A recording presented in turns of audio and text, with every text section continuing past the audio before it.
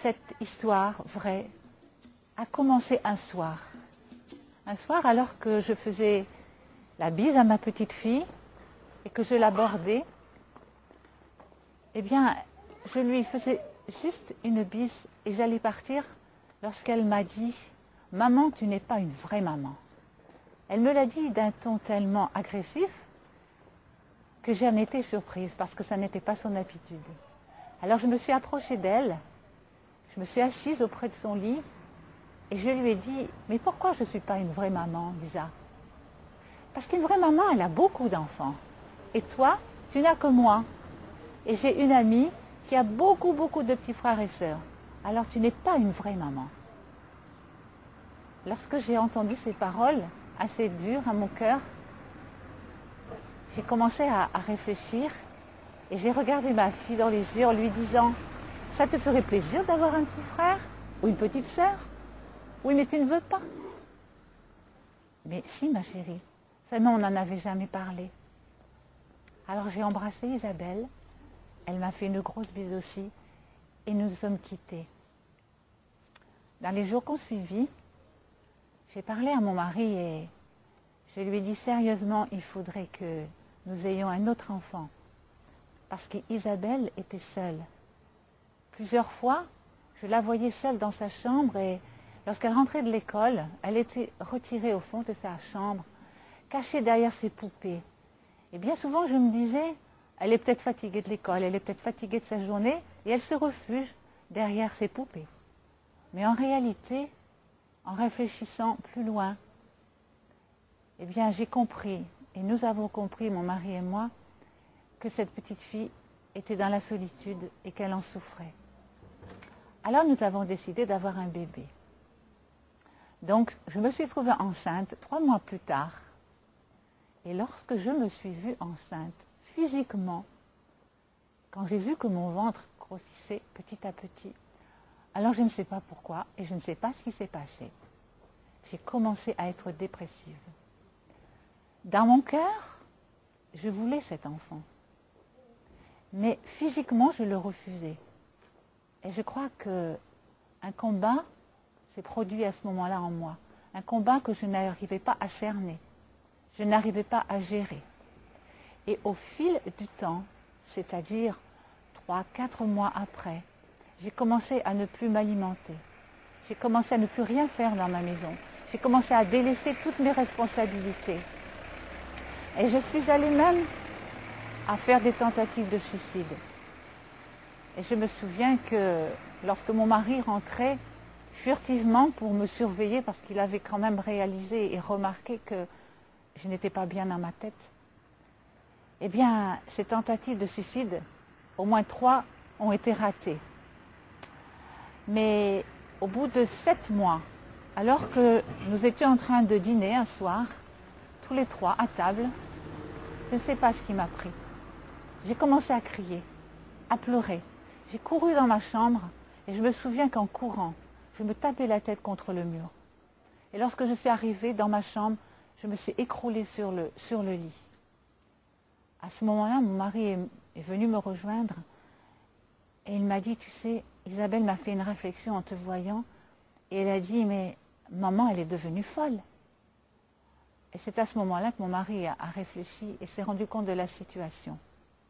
Alors il m'a dit, je crois qu'il faut que tu partes et que tu te sépares de nous pour un temps. J'étais à 3 mois d'accoucher et je ne pouvais pas partir. Je suis allée voir, en désespoir de cause, devant cette situation, je suis allée voir un médium, espérant que ma dépression pouvait être soignée. Mais lorsque je suis allée voir cet homme, il n'a fait que me présenter des petits flacons devant moi. Il ne m'a pas adressé une parole et je suis sortie de la consultation complètement déprimée. Mais je n'ai pas lâché. Je n'ai pas lâché parce que je voulais vraiment m'en sortir malgré tout. Donc je suis allée voir un psychologue. Alors là, le psychologue m'a posé beaucoup de questions personnelles. Et lorsque j'ai terminé cette séance avec lui, je lui ai dit, monsieur, vous ne m'avez rien dit, vous n'avez rien fait. Et je regrette vraiment d'être venu vous voir. Et je suis sortie de cet entretien en pleurant, encore plus démoralisée et déprimée. Où aller? Que faire? Vers qui me tourner? J'avais, dans ma maison, une pile de médicaments. Elle était haute de 30 cm. Et je prenais quelques médicaments. Mais en réalité, ces médicaments ne m'apportaient rien du tout. Je passais des nuits sombres, des nuits où je faisais des cauchemars épouvantables, des nuits où j'étais agressive et des nuits où je ne dormais pas. Et l'accouchement est arrivé, mais un mois avant, j'ai réessayé une tentative de suicide. En fait, mon seul but et mon désir, c'était de mourir, de me détruire. Je ne pourrais pas vous expliquer pourquoi, comment, ce qui se passait dans mon esprit, mais j'étais poussée par une force qui me lançait.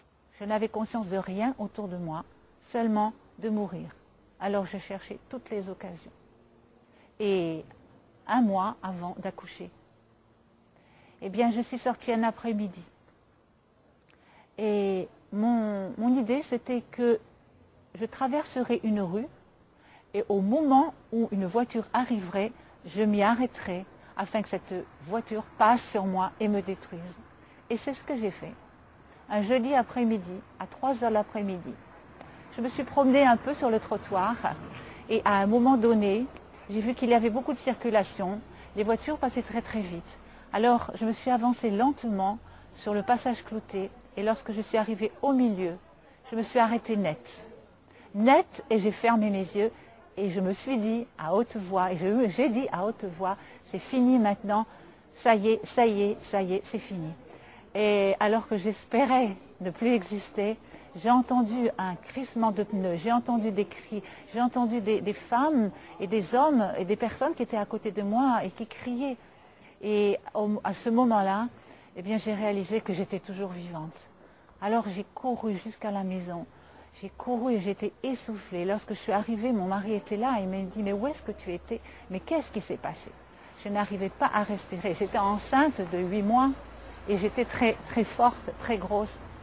Et j'ai expliqué à mon mari, en fait, ce que j'avais fait. Et alors là, il a décidé de prendre rendez-vous avec le médecin. Et nous avons eu le rendez-vous le soir même.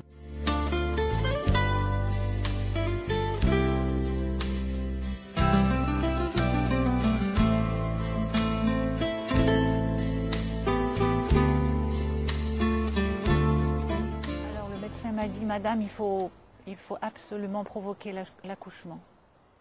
Donc il m'a donné des médicaments et le soir même, eh bien, je prenais ces médicaments. Le lendemain, j'ai accouché d'un magnifique bébé. Mais lorsque je suis arrivée à la clinique, eh bien, ce bébé a eu du mal à venir, bien sûr, et j'ai été entre la vie et la mort, puisque j'étais très faible à ce moment-là. Mais le bébé est né, et moi, eh bien, mon seul désir, c'était eh bien, toujours de mourir. Donc je n'ai pas regardé mon bébé, je ne suis pas occupée de mon bébé, je ne me suis pas intéressée à mon bébé. Et lorsque je suis revenue à la maison, 3 semaines après, eh bien, les crises de nerfs ont continué. Et elles ont été de plus en plus graves, de plus en plus fortes, jusqu'au moment où mon mari m'a dit, je crois qu'il faut que tu te sépares de nous. Il faut aller dans une maison de repos, il faut te faire soigner. Donc le médecin m'a recommandé une maison de repos où des personnes qui avaient des problèmes psychologiques comme moi, qui étaient dans un état dépressif et qui n'arrivaient plus à avoir le contrôle d'eux-mêmes. Et donc les papiers ont été faits, les formalités ont été faites. Et un mois après, je partais dans cette maison à 300 km de chez nous. Et je partais avec notre bébé. Notre petit garçon a été mis dans un local près de la maison où moi-même je logeais. J'étais dans une chambre, seule, avec la pile de médicaments que j'avais emportée de ma maison. Et là, j'ai commencé à réaliser que j'étais dans un endroit où toutes les personnes étaient dans le même état que moi. Seule dans ma chambre, en fait, je ne mangeais pas beaucoup. Je passais mon temps assise sur mon lit et je regardais toute la journée à travers la fenêtre. J'étais enfermée dans ma chambre. D'ailleurs, toutes les personnes qui étaient dans cet établissement étaient enfermées chacune dans leur chambre. Et j'ai passé un mois comme ça, toute seule. Et je me souviens qu'au bout de ce mois, un après-midi, vers 5 heures de l'après-midi, j'ai regardé à travers la fenêtre et j'ai aperçu un arc-en-ciel. Et sur cet arc-en-ciel, il y avait un mot, Dieu. C'est tout ce que j'ai vu. Et puis, en une seconde, tout s'est effacé. Et puis, je suis revenue dans mon monde, c'est-à-dire inexistante, absente, morte à tout ce qui était autour de moi.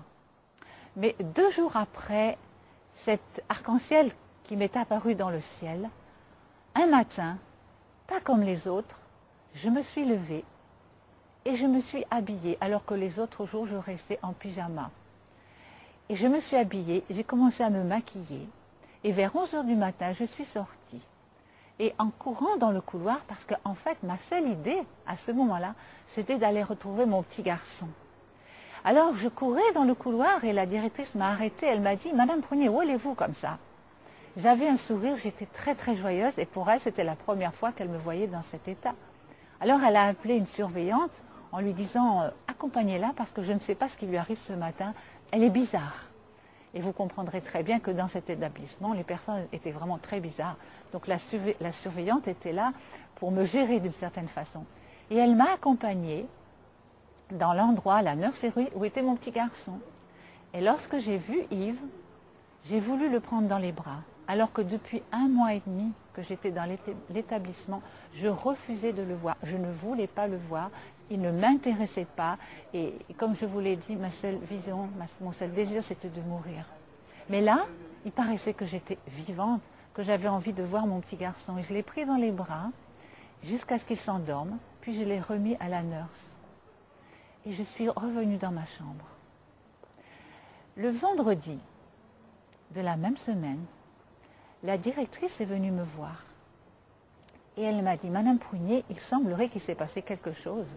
Racontez-moi. » Il m'était impossible de lui dire quoi que ce soit. Il ne s'était rien passé de spécial. Pour moi, seulement cet aperçu, cet arc-en-ciel qui était venu dans le ciel bleu 2 jours avant. Mais ce que je ne savais pas, et ce qu'elle m'a dit, c'est qu'elle avait téléphoné à mon mari en lui disant qu'une métamorphose s'était produite dans ma vie et qu'elle ne comprenait pas. Et elle avait invité mon mari à venir me chercher. Lorsque mon mari est venu, le dimanche, dans le bureau de la directrice, alors qu'il était en train de faire les papiers pour que je puisse sortir de cet établissement, mon mari m'a dit, il s'est passé quelque chose le mercredi soir. Et le mercredi soir était le même jour où j'avais vu cet arc-en-ciel dans le ciel. Et mon mari m'a raconté, en revenant chez nous, ce qui s'était passé ce mercredi à 9 h du soir, à 300 km de cet établissement où j'étais. Moi, j'habitais Brest à ce moment-là, dans cette maison de repos, et lui habitait Saint-Malo. Et mon mari m'a raconté que ce soir-là, complètement découragé parce que le médecin généraliste lui avait dit, « Vous savez, monsieur Prunier, il ne faut plus penser à revoir votre femme. Elle est très malade. Ne pensez plus à la revoir. » Et mon mari avait à ce moment-là 35 ans. Nous avions une petite fille de 7 ans et un bébé qui venait de naître. Et mon mari était complètement découragé. Donc il est allé voir un prêtre. Mon mari était catholique. Il est allé chercher du secours auprès d'un prêtre. Il lui a expliqué la situation. Mais lorsqu'il en est sorti, une demi-heure après, il en est sorti, mais aussi découragé que lorsqu'il était rentré. Aucune réponse, aucune solution ne lui avait été donnée. Et mon mari est rentré chez lui. Et là, seul dans sa chambre, il a crié à Dieu. Il s'est souvenu que dans sa plus tendre enfance, on lui parlait de Jésus. D'un Jésus qui guérissait, qui délivrait. Et là, il a dit à Dieu, si vraiment tu existes, alors fais quelque chose pour ma femme. Sors-la de cet enfer. Sors-la de cette dépression. puis il s'est endormi dans une grande paix. Simplement, c'était pas une prière en fait, c'était un cri au secours, un appel au secours. Il n'avait plus rien vers quoi se raccrocher. Et puis, le dimanche, je suis sortie de cet établissement. Je suis sortie complètement transformée. Et voilà maintenant 29 ans, eh bien que cette dépression a été terminée. Et je n'ai plus jamais eu de pensées négatives, d'idées de suicide, de découragement aussi puissant que ceux qui m'acculaient, qui m'écrasaient. Comme vous me voyez aujourd'hui, eh bien, il y a 29 ans que j'ai été délivrée de cette dépression. Non pas à travers la prière d'un homme ayant une grande foi, une grande croyance, mais seulement et simplement parce qu'un homme découragé a crié au secours et Dieu a répondu.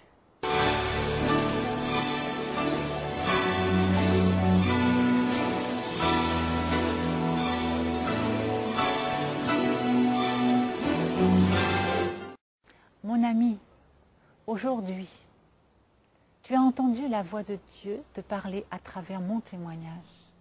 Et si tu es dans le même état que j'étais il y a quelques années, eh bien, simplement, il te faut appeler Jésus et lui dire tout simplement, ce que tu as fait pour elle, fais-le pour moi. Parce que Jésus te connaît, c'est lui qui t'a créé. Il connaît bien ta situation. Donc, n'aie aucun doute. Tu n'as pas besoin d'avoir une grande foi.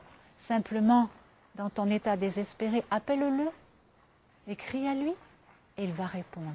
Ce qu'il a fait pour moi, il va le faire pour toi. Ce qu'il a fait pour moi, il veut le faire pour toi.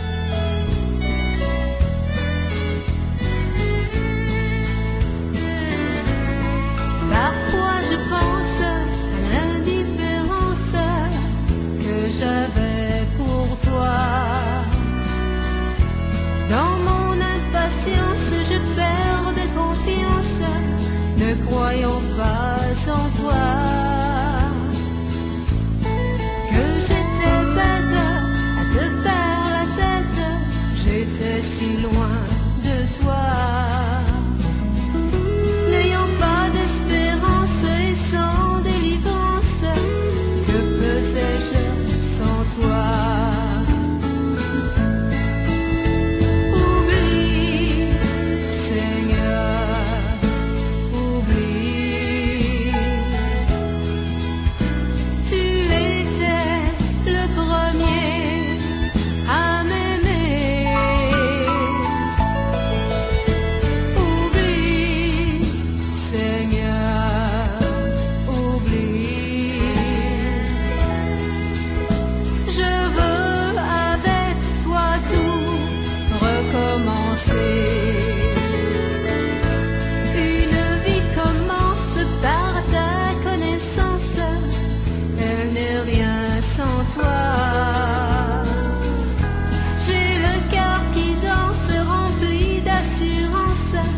Je suis venue vers toi.